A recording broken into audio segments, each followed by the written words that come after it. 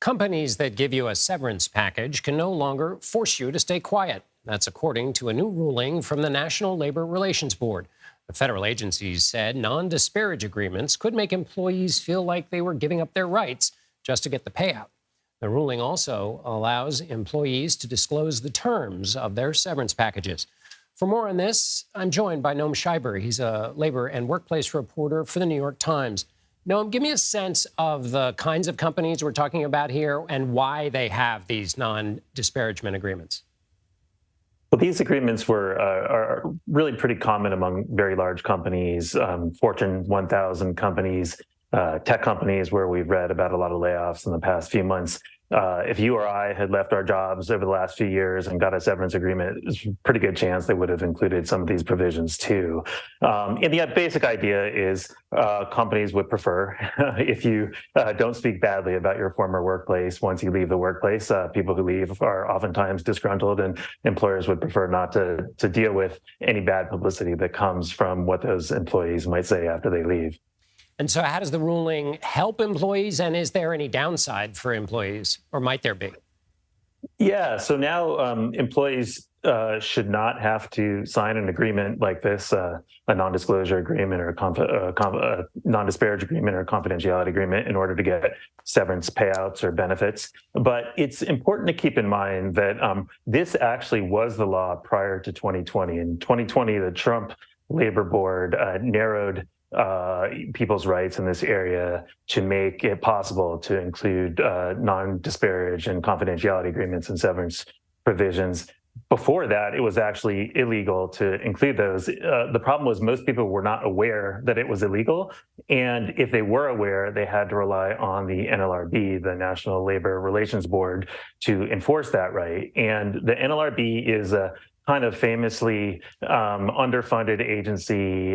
It's pretty inefficient, takes a long time to resolve these cases. So even if you happen to be aware that these were illegal, you might think twice before rolling the dice and actually litigating it. So a big part of whether or not this will be effective going forward is how much people know about it and whether the NLRB really forcefully enforces the law in this area. I want to pick up on that political point. This seems to be also, or do you think it's in the same basket with the FTC's proposed ban on non-compete agreements, which we've talked about before on this show, which is to say things that an administration can do that have nothing to do with Congress, but that affect the workplace, that affect a lot of people, and that are. But doesn't that also mean it's going to change with administrations if you have another party?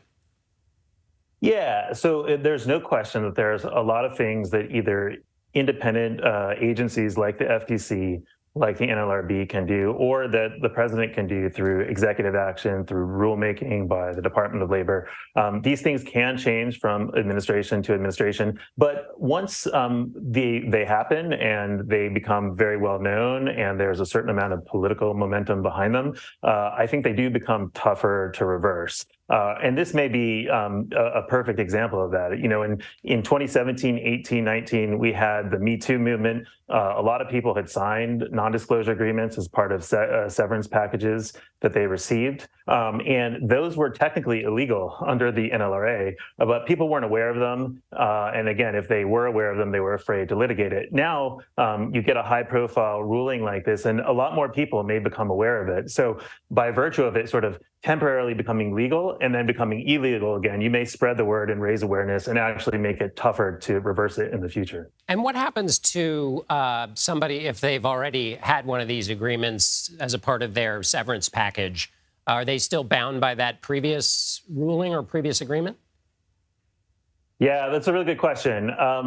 I think going forward, you should not be bound by it. You know, I don't know if there would be something that happened retrospectively, but you know, as of today, going forward, you know, if you received a severance package 3 years ago, and that severance package included a non-disparage provision or a confidentiality provision, starting today, you should be able to talk about problems at your former employer, and you should be able to share the details of that agreement.